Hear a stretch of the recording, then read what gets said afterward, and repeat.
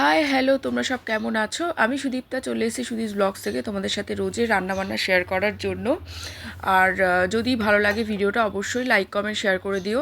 আর profile থেকে দেখলে প্রোফাইলটা ফলো করে দিও, আর সুদীপ ব্লগসের পেজ থেকে দেখলে পেজকে ফলো করে দিও। আর যদি ইউটিউব চ্যানেল থেকে দেখো অবশ্যই সাবস্ক্রাইব করে দিও। দেখো অনেক কিছু বাজার করে নিয়ে এসছে, পালং শাক, মূলো শাক, মটর ডাল এখানে ধুয়ে নিয়েছি। মটর ডাল বানাবো আজকে মূলো দিয়ে। শীতের একদম সুন্দর মানে একদম কচি মূলো ভীষণ ভীষণ ভালো হয় খেতে। আর দেখো এখানে একটা সবজি বানিয়ে নেবো, পাঁচমিশালি সবজি, তার জন্য এখানে কড়াই বসিয়ে দিয়েছি। দিয়ে এখানে 5 ফোড়ন শুকনো লঙ্কা দিয়ে দিয়েছি। এর মধ্যে শিম, আলু আর দেখতেই পাচ্ছ এখানে গাজর আছে, কেটে রেখেছি। প্রথমে আলুটা দিয়ে একটু ভেজে নরম হয়ে গেলে বাকি সবজিগুলো দিয়ে দেবো। সামান্য পরের দিকে বিনসও দেবো, কারণ বিনসটা না ফ্রিজে পড়েছিল, তো কিসে দেবো ভাবলাম এই সবজির মধ্যেই দিয়ে দিই অল্প করে, বুঝতেও পারবে না আর খেয়ে নেবে। তো যাই হোক, এরম করে সুন্দর করে নুন মিষ্টি দিয়ে ভালো করে কষিয়ে আঁচটা একটু কম করে চাপা দিয়ে করলে না ভীষণ ভালো হয় খেতে। সামান্য পেঁয়াজও অ্যাড করেছিলাম।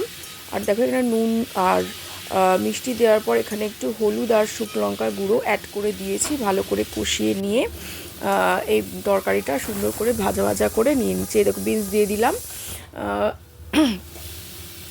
তারপরে ভালো করে আবার ভাজা করে সুন্দর করে চাপা দিয়ে দেখো একদম শুকিয়ে গেছে, একদম সুন্দর করে নিয়েছি। এটা আমার হাজব্যান্ডের জন্য, কারণ ও পালং শাক খায় না।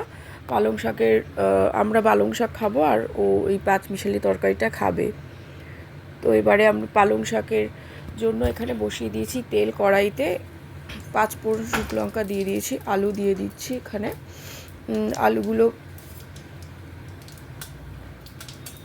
হালকা ভাজা ভাজা হয়ে গেলে তারপরে একটুখানি রসুন থেতো করে রেখেছিলাম, রসুনও দিয়ে দেব। আলু দিলে কিন্তু একটু সুন্দর একটা মাখা মাখা ব্যাপার হয়, সেই কারণে একটু আলু অল্প করেই দিই, নাহলে তরকারি কিন্তু মাখা মাখা হয় না মোটো। এই দেখো এখানে মূলো নিয়ে নিয়েছি, সামান্য পেঁয়াজ, এখানে রসুন দিয়ে দিচ্ছি। আলুটা একটু নরম হয়েছে, তারপরে এখানে রসুন অ্যাড করে দিলাম। আর ফ্রিজে গাজরও ছিল, ভাবলাম গাজর কিসে দেবো, এর মধ্যে দিয়ে দিই। 2টো গাজর ছিল, একটা পাঁচমিশালি তরকারিতে দিয়েছিলাম, দেখতেই পেয়েছিলে। আর এখানে পালং শাকে দিয়ে দেবো, কালারফুলও হবে দেখতে। মূলো নিয়ে নিয়েছি, সব একসাথে দিয়ে দিলাম। দিয়ে ভালো করে নেড়ে চেড়ে নিয়ে চাপা দিয়ে তরকারিটা যখন নরম হয়ে গেল এর মধ্যে নুন দিয়ে দিয়েছি। নুন দিয়ে ভালো করে কষিয়ে নিচ্ছি। বেশ নরম হয়ে এসছে, হলুদ দিয়ে দিয়েছিলাম। এবার টমেটো অ্যাড করে দিলাম, নুন মিষ্টি তো দিয়েই দিয়েছি। এবারে শাকগুলো অ্যাড করব, ভালো করে কেটে ধুয়ে বেছে বড় বড়ই পাতা রাখি আমি, খুব একটা কুচাই না। এমনি তো পালং শাক দিলেই একদম জল বেরিয়ে নরম হয়ে যায়, সেই জন্য বড় একটু পাতা করেই কাটি আমি। তো পাশে দেখো ডাল এখানে হয়েছে, সিটি দিয়েছি। আবার একটু মূলো দিয়ে আরেকটা সিটি দিয়ে নেব। মূলো দিয়ে কিন্তু মটর ডাল শীতকালে মানে ভীষণই ভালো লাগে খেতে। তো এই শীতে আমি প্রথম এই মূলো দিয়ে মটর ডাল বানাচ্ছি। এখানে পাশে ওইদিকে ভাত বসিয়ে দিয়েছি, আর এখানে দেখো পালং শাকটা ভালো করে নিচ্ছি। এখানে শীতের পালং শাকটা কিন্তু আলাদাই মজা। এই প্রথম যে কচি পালংগুলো ওঠে, এগুলো ভীষণ টেস্ট হয়। এখানে দেখো কী কালারফুল লাগছে দেখতে, টমেটো, গাজর, সবুজ সবুজ পালং শাক, সত্যিই ভালো লাগে দেখতে, খুব কালারফুল হয় এরকম করে রান্না করলে, আর বেশ স্বাদও হয়। বাড়িতে অবশ্যই বানিয়ে ট্রাই করে দেখো, আর জানিও কমেন্টে কেমন হলো অবশ্যই। আর লাস্টে দেখো একটু ধনেপাতা অ্যাড করে দিলাম। আমি কিন্তু ধনেপাতা খেতে খুবই ভালোবাসি, কারণ একটু রান্নাবান্না শীতকাল বেশ ধনেপাতা দিয়ে খেতে বেশ ভালো লাগে। একদম শুকনো শুকনো করেছি, গরম গরম ভাতের পাতে দারুণ লাগবে খেতে। এখানে একটা রুটি দিয়েও খুব সুন্দর করে খাওয়া যাবে, ভাত রুটি সব দিয়ে খাওয়া যাবে। এবারে মটর ডালটা সিদ্ধ হয়ে গেছে মূলো দিয়ে, এবারে এটাকে তড়কা দিয়ে নিচ্ছি, সম্বর দিয়ে নিচ্ছি, কালো জিরে, কাঁচা লঙ্কা আর একটু হলুদ দিয়ে দিলাম। নেড়ে চেড়ে নিয়ে এবারে ডালটা অ্যাড করে দিচ্ছি। এখানে সুন্দর করে ডাল অ্যাড করে দিলাম। এখানে নুন আগে অল্প দিয়েছিলাম, পরে আবার অ্যাড করব টেস্ট করে।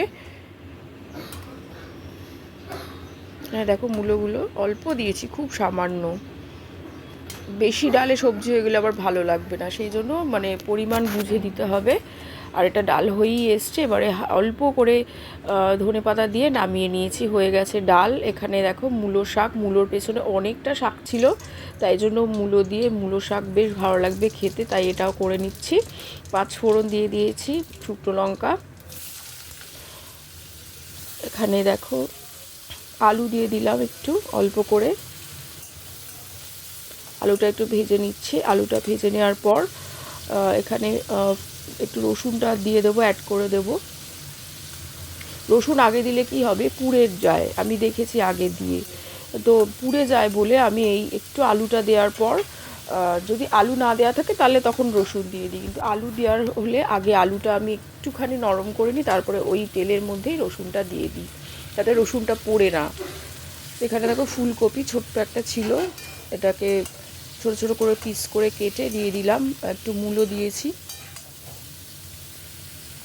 ভালো করে নেড়ে। আর একটু বিনসও ছিল, ওই বিনসটা 5 মিশালিতে দিয়েছিলাম, আর একটু এই মূলো শাকে দিয়ে দিচ্ছি। বুঝতে পারবে না কেউ, কারণ অনেকগুলো সবজি আছে তো, নাহলে খেতে চায় না আলাদা করে বিনসের তরকারি, এর মধ্যে দিয়েই খাওয়াবো সবাইকে।